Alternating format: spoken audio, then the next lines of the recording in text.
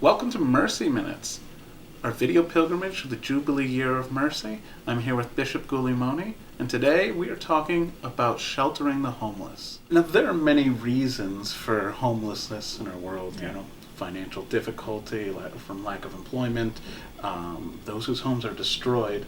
We've experienced that recently here. Those who are in need of adoption.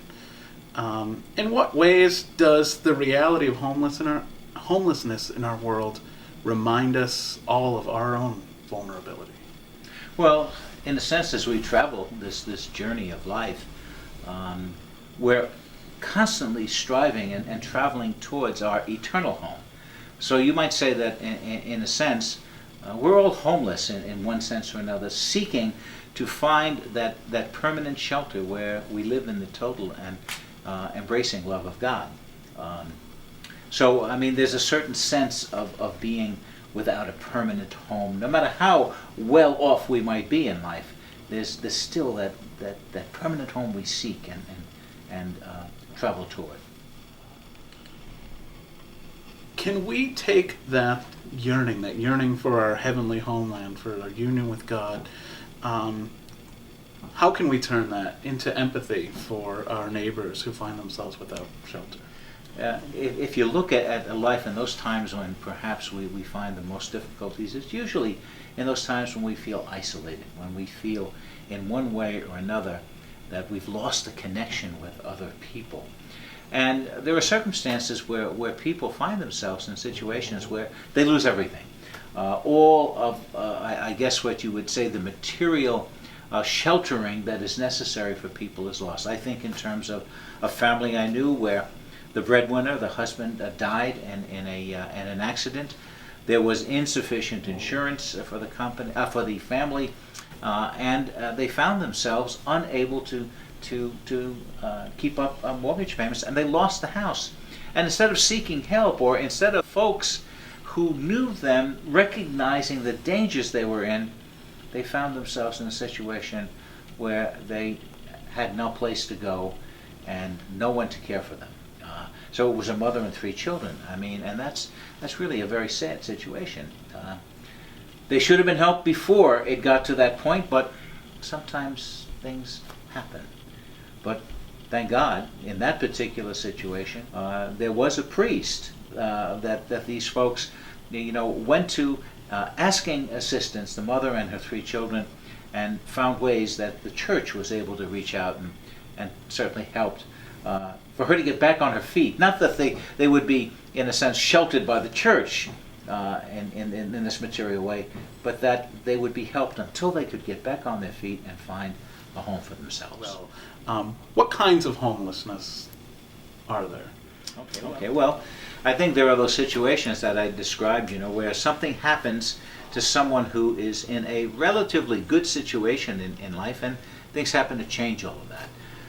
But then you find people who, for one reason or another, because of some sort of a mental problem, find themselves unable to hold on to a situation where they would be sheltered in a way. We saw that instance right here in Charleston not long ago with the tent city, that was established, in our area. And certainly many of these people found themselves in situations they could not help, but there were some who didn't want to receive the help that was offered. And some of that might be due to the fact that they're dealing with medical problems or mental problems or emotional problems, and they can't respond to the kind of help that's offered. That's another kind of homelessness, if you want to talk about it.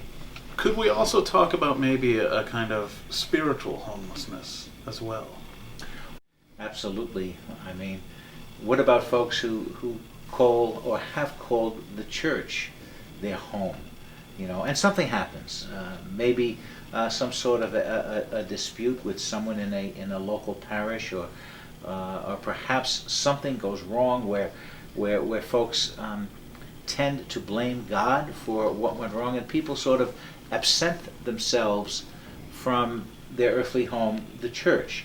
For some people, they live in this homeless situation of not having a spiritual base for many, many years until they come back. That's another I think, form of homelessness, and perhaps it's much more subtle, and it's more difficult for people to recognize that in others.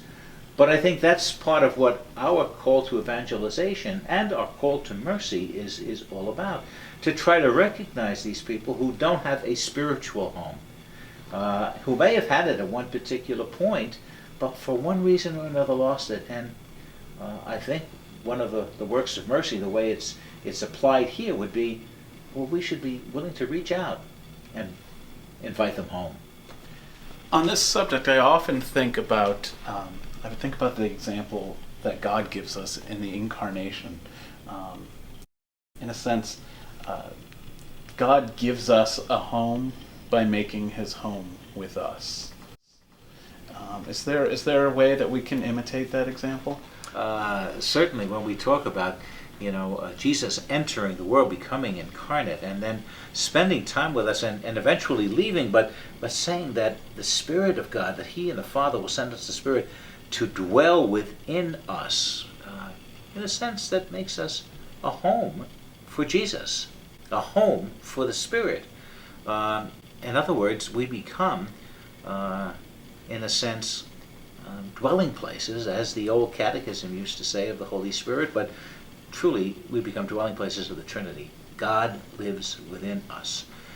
So I think it's possible, in some cases, for people who go through some difficult times to, I know this sounds crazy, but to make God homeless, in a sense.